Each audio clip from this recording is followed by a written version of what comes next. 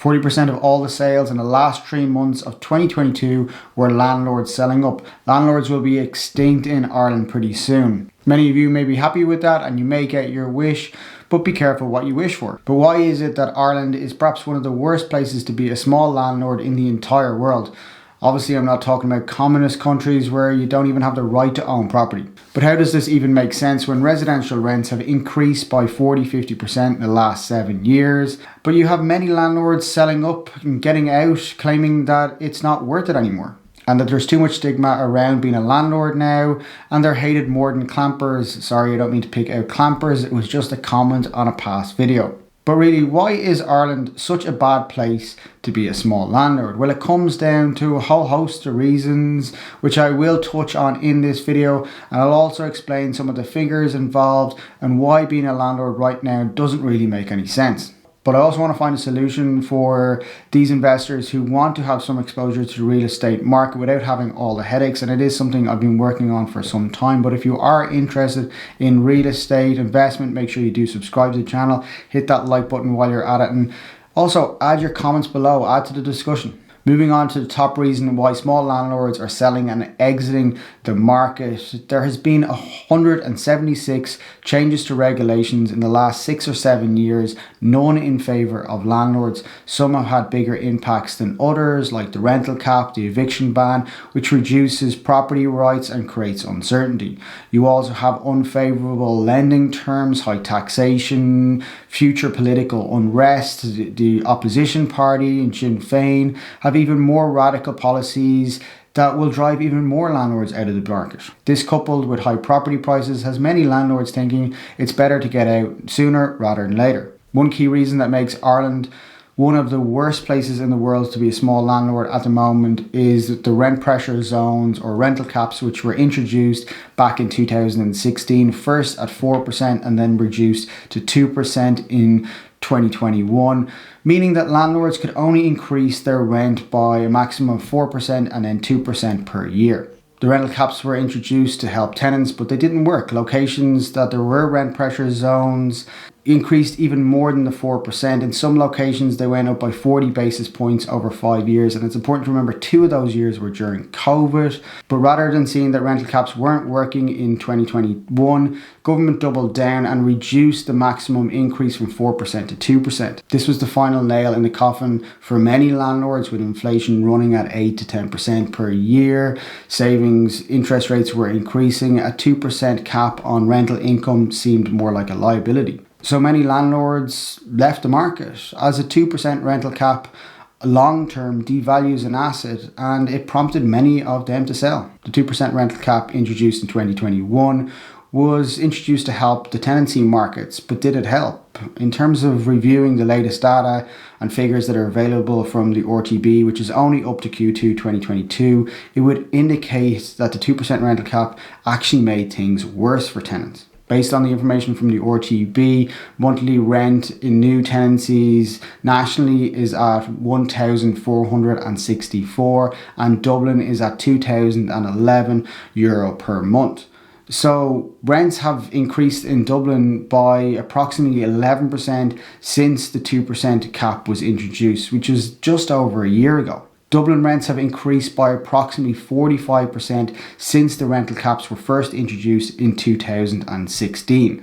Rental caps don't benefit tenants and they clearly don't benefit landlords, and it makes for a very dysfunctional market. Before the rental caps, the national average for rent per month was $988 back in 2007. Rents did come down during the recession to $744 per month in 2012, but they were able to come down because the market allowed it to come down during the recession. This didn't happen during COVID, but however, in the rest of the world, rents did come down by 40 to 50% during COVID because the market was allowed to do what the market was meant to do, and rents came down as demand reduced. However, in Dublin and other prime cities in Ireland, because of the rental caps, it was more beneficial for landlords to keep their properties empty rather than setting a low rental cap on that property. Looking at rents before the rental cap was introduced, rents did grow from 2012 to 2016 up to €986 per month, which is almost in line with the 2007 figure, or a 32% increase over 4 years, or 8% per year. And this is before the rental cap was introduced. Rental pressure zones were only meant to be for 2 years. However, we're nearly heading into the year 8, and rental prices have grown far faster in the years that the rental cap was introduced than before. And what's more concerning for the rental market is tenancies registered with the RTB in 2016 ranged from 25,000 to 35,000 per quarter. And there was a lot of supply out there for people to choose from. Now the average number of new tenancies registered with the RTB per quarter is averaging about 12 to 15,000, which is a shocking reduction in numbers of registered tenants per quarter. And supply is at an all-time low. And this is further evidence that landlords are fleeing the market. But with rents rising, why are so many of them leaving? Rental caps, eviction bans, reduction of property rights, all reduce the ability for a landlord to manage their investment. Rental caps limit future value of the property, eviction bans impact landlords' ability to sell, and they also reduce the value of the property if there's a tenant stuck in the property. The erosion of property rights are concerning, and I think everyone should be mindful of this. They've already started to restrict who landlords can sell to in some cases. Imagine the state was limiting who you could sell your family home to in the future. Next, we might have some sort of diversity quotas for different regions or different areas that will limit who you can sell your family home to in the future. And the state may limit who you can sell to ensure that there's some sort of diversity cap or diversity limit in certain areas. And if you think I'm crazy by suggesting something like this is already happening in other parts of the world. But back to landlords. If you are willing to live with all the lost property rights and the 176 new regulations and rules introduced over the last few years, then you're going to have to deal with the fact that there's limited funding options available, higher interest rates are applied, you need a deposit of 30% in most cases, which is far higher than most other countries. And this is making it very hard to make residential properties stack up in the current economic environment. Let's just look at a very simple case study. Average property in Dublin is about 500,000 at the moment. But let's just say look at a property at 450, perhaps the value of the property is 450. The average rent in Dublin at the moment is just over 2,000 per month, but let's just say we put 2,100 on this because there's rental caps. You likely might get more, but let's just assume that that is the basis because there's rental caps. And let's just have a quick look at this example. Let's just look at a quick 2-bed. Let's hope you can get interest rates at about 5.55%. You may not get that if you're a first time, but let's put in a property price of 450. You have stamp duty on that at 1%. Let's say you have legal costs on that. You might have to do a little bit of painting to get it up to rental standards or put in fire details. You might have to fit out and beds, etc. You have a total price now of about 480,000 or thereabouts. You're going to have a 30% deposit. So you're going to need at least 150,000 or 140,000 to purchase a property like this. And that's a considerable amount of cash that you're going to have to apply to a property like this, which would be far lower in many other countries. Then you're going to have a look at your repayments. We're only going to do interest only. It's roughly around 1,500 per month on a 5% interest only. If you were to add in interest and capital, probably this is going to be too high for this example. We have our rent set at 2,100 per month. This is creating a yield of about 5% after you allow for some costs.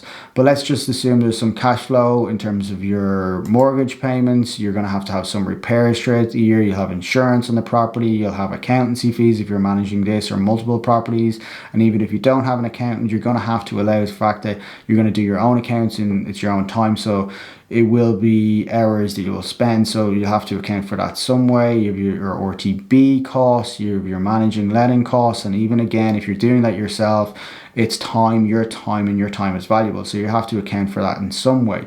So let's say we have total costs in there about 22,000 per year, which will result in a profit after you've taken away your rent. You have roughly working out at about €225 per month in profit before tax that you're getting from a property like this in terms of this example. Let's say you're on the margin rate of 52% because you have an income, you have your own income, and you have this income on top of it. It's quite easy that you'll get to the 52%. Your then monthly profit on this property, or this example, let's say, is only just over €100 per month. And a lot of people would say, well, is this really worth it? Is it worth going through the process of managing this property, taking on the risks of tenants, putting in about 150k of your own cash just to get back just over €100 per month in this after taxes? And a lot of investors, just looking at this example, will go, well, I'll be better off just putting it in a high interest bond because I'll actually generate more money than this and there'll be very little risk. This example is interest only. If you were to perhaps get a higher rent, maybe $3,000, you may be able to take on an interest and capital payment and pay down some of the capital. And which I'd always suggest people do, is pay down the capital. But right now, in a lot of cases, you may not have the ability to pay down the capital based on the rents that are achievable in some of these properties, based on the yields that are getting out there. And in most cases, if you were to take on a property like this and pay down the capital, you're probably losing month on month in terms of actually having to give money back to the property to pay down that capital. And because there's a rental cap there of 2%, you are going to be stuck in a situation where your rent is only increasing by about 2%. However, inflation and your cash value is probably inflating far quicker. So you're probably losing money in the long term, and capital growth is not guaranteed. Ask anyone who bought before 2007. They are maybe only breaking even now. And a lot of people might say, well, if they bought in 2013, they're probably making loads right now, and they're making a killing. Well, very few people actually bought in 2013 because there was no funds available. And even if you did buy at a very good price back in 2013, that's not the way you should look at it from an investment point of view. You should be looking at it from the value of the property right now. If you can sell that property on the market for $450,000 right now, that's what you should be considering in terms of your investment and what return you're getting on your asset at that point, not the value that you bought it for in 2013. Because it's not how your asset is performing based on your 2013 price in terms of how it will perform for the next few years. It's based on the fact that if you could sell it for X amount now, you need to consider, is it worth my while keeping it now or taking my money out and getting a better return elsewhere? Because to be an investor, you always need to consider, are you going to get a better return elsewhere? So if you're still in the game, you got over the fact with all these new rules, there's limited funding options, 52% tax, you're then going to have to deal with the RTB, which is an independent public body with the role to register tenancies and operate a dispute resolving service. Landlords rightly feel that they've been totally let down by the RTB in terms of dispute resolving services, where tenants have completely trashed houses and apartments with zero consequences. Tenants have remained in properties without paying rents for 2-3 years before it even gets to a hearing. Residential landlords feel that they've absolutely no support when it comes to dealing with tenants that have destroyed their properties or who are in major arrears. And this has been an ongoing issue for landlords, and it's only getting worse. But the registration of tenancies was not much of an issue up until last year. The system was easy enough, manageable. It wasn't great, but it was manageable. But the PRTB redesigned the entire system at the end of 2021, spending a few million, I believe, on it, and they deleted everyone's account, leading to absolute chaos. I've had multiple landlords reach out to me over the last 6 months to say that they're selling up because they just can't face dealing with the RTB anymore. The chaos with the registration was so bad that people were even reaching out to me via YouTube looking for help. And luckily enough, the RTB put out or released a statement just before Christmas saying that they wouldn't be chasing late fines and they'd be putting late fines on hold, I think because they had got so many complaints that the system just wasn't working. But it's crazy to think that a state body in terms of the RTB was the straw that broke the camel's back in terms of lots of landlords making that decision to finally sell. I mentioned it before in one video a few months back that there's now a stigma involved in being a landlord in Ireland. Social media and media villainize landlords all the time, and I got a bit of backlash when I suggested this in a video. Truth of the matter is, I got a lot of messages from landlords and ex-landlords saying that they had felt a stigma about being a landlord. One even said that they were afraid to go down to their local pub because there was so much stigma about him being a landlord, and he didn't feel comfortable drinking in his local pub anymore, and therefore he decided to sell his properties. I don't feel sorry for landlords, and I don't feel sorry for the people who have to sell up. I feel sorry for the people who are renting and have to leave those rental accommodations. I feel sorry for the people who are trying to rent, because they are all going to be competing for far less stock in the future. And our economy does need a functional rental market if it wants to work as a whole. I don't blame small landlords for selling up. Perhaps many of them are doing the right thing financially for them. But I believe there has to be a better way to invest in real estate, and I think tech will help that. And it is something I am passionate about in terms of trying to solve this problem for small investors. And the international investors have kind of shown us the way in terms that there is a better way in terms of tapping into international funding and lower interest rates, better tax structures, and even looking at commercial property because there's less interference from the state. But accessing these type of complex fund structures are just not feasible for small investors. It is something I'm trying to change, and I hope to do so in the future. So please subscribe to the channel, keep following along on the journey, and as always, thanks for watching.